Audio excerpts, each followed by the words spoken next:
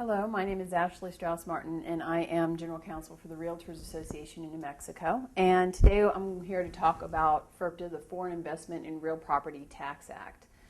FIRPTA has been around since 1980. It's not new law, but it's causing quite a stir throughout the state of New Mexico this month, mainly because we have added a significant section to the purchase agreement that addresses FIRPTA. And so before it was a checkbox and it was checked or it wasn't checked and it was kind of, you move on from there and nothing more was done with it. But now something more has to be done with it because it's a significant section in the purchase agreement. We also had some changes to FIRPTA that took place last year, some additions to the law that have made it easier to work with, which is another reason that RANM has been encouraging brokers to comply because it's not difficult to comply with at this point.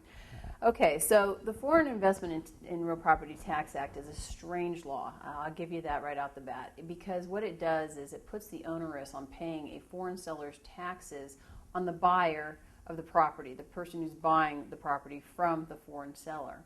And I guess the IRS couldn't figure out another way to get foreign sellers to pay their taxes or to confirm that they were paying them in certain situations. So they came up with this idea. And it's a strange law because the buyer can be penalized for not withholding the taxes, and yet they weren't their taxes to pay to begin with. So the way this works is that a buyer who is purchasing a home from a foreign seller has to withhold 10% of the realized value, which is commonly the sales price of the home, to remit to the federal government within 20 days of closing, unless an exception applies or unless the foreign person has provided the buyer with a letter from the IRS showing that they are not subject to withholding. What I hear constantly throughout the state is that I don't deal with foreign sellers. I rarely deal with foreign sellers. Why is this an issue for me in every transaction? Because if the person is not a foreign seller, the law requires the buyer to have proof that that person is not a foreign seller. And that's where this comes up in almost every transaction. Now, the main exception to FIRPTA is that the home is under $300,000 and the buyer is not using the home as a primary residence. So if it's a property that's $300,000 and over, you're going to have to deal with FIRPTA every time. If it's a foreign person, there's going to be a 10% withholding remitted to the federal government within 20 days of closing. If it's a non-foreign person, then the buyer is going to have to obtain proof that the person is not subject to FIRPTA. If the home is under $300,000 and the buyer is planning on using it for investment, renting it out, then again, FIRPTA will apply. If the home is under $300,000 and the buyer is using it as a primary residence, then FIRPTA does not apply. And there seems to be a lot of confusion over when it applies and when it doesn't apply. The definition of primary residence under FIRPTA is very different than some other contexts in which it's used. Under FIRPTA, they look at the total number of days that the property is going to be occupied within the 2 years after the sale. And of those number of days that it's going to be occupied, at least 50% of those days it has to be occupied by the buyer or the buyer's family. So, for example, if the home is only going to be lived in 2 weeks out of every year for the next 2 years, and of those 2 weeks, the buyer or the buyer's family is going to be living in the house, and for the remaining 11.5 months, it's going to remain vacant, then under FIRPTA, that qualifies as a primary residence.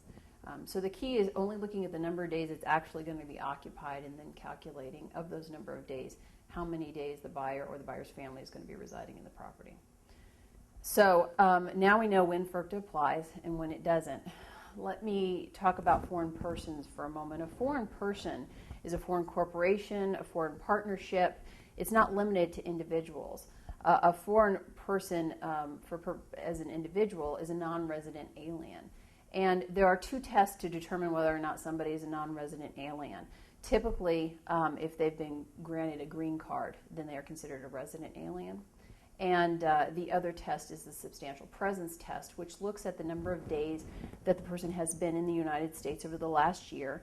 And if that's not enough days to make them a resident alien, then they can go back up to 3 years and do an accumulation of those days to determine whether or not they're a resident alien. So there's 2 different tests that apply in that case. But again, I think we're going to be dealing with, in more situations than not, we're going to be dealing with non-foreign sellers. And so I want to spend the majority of the time talking about that today. A non-foreign seller has to provide a non-foreign seller affidavit to prove that they're a non-foreign person. Now, we used to have a checkbox in the purchase agreement, and everybody used to say, well, doesn't that suffice? I said that, you know, I'm not subject to FIRPTA. Isn't that enough? According to the federal government, it's not enough. There has to be a sworn statement under penalty of perjury in which the seller says that I am not subject to FIRPTA. And it also has to include the seller's tax ID number. Most often, it'll be a Social Security number. What was happening prior to last year is that the seller would fill out the non-foreign seller affidavit, provide that form to the buyer. That was creating a lot of issues because a seller did not want to provide a Social Security number to a buyer that they didn't even know. In this day and age of identity theft, you can understand their concerns, and this was really creating some issues with FIRPTA. And so the legislature addressed this issue last year, and they put into place a provision that allowed for what's called a qualified substitute. A qualified substitute is an intermediary. They are the person between the seller and the buyer who can accept a non-foreign seller affidavit from the seller. It can be the closing company, the title company closing the deal. It can be the attorney closing the deal. It can be the buyer's broker. It cannot be the seller's broker. I would like to not. I don't want to see any buyer's brokers being qualified substitutes if we could avoid it, which is part of the reason that we put together last year the FIRPTA task force. And the FIRPTA task force worked with some title people, from the various closing companies around the state, to try to educate them, and thus hoping they would educate the other members of their association to become qualified substitutes, and to make this part of the routine closing process. And we worked with them on developing the Statement of Qualified Substitute, or it's called the QSS in your ZIP forms, the Qualified Substitute Statement. And we worked with them to develop that so that they would feel comfortable with it, they'd be familiar with it, and be willing to use it. The association people that were on the title association people that were on our task force, at the end of it all, felt like they would be willing to provide that service. And I think that I think there's going to be some education required on the broker's side, trying to get the title people to understand the process, to understand liability issues, to understand, or lack thereof, because there's not a lot, and I'll talk about that in a minute.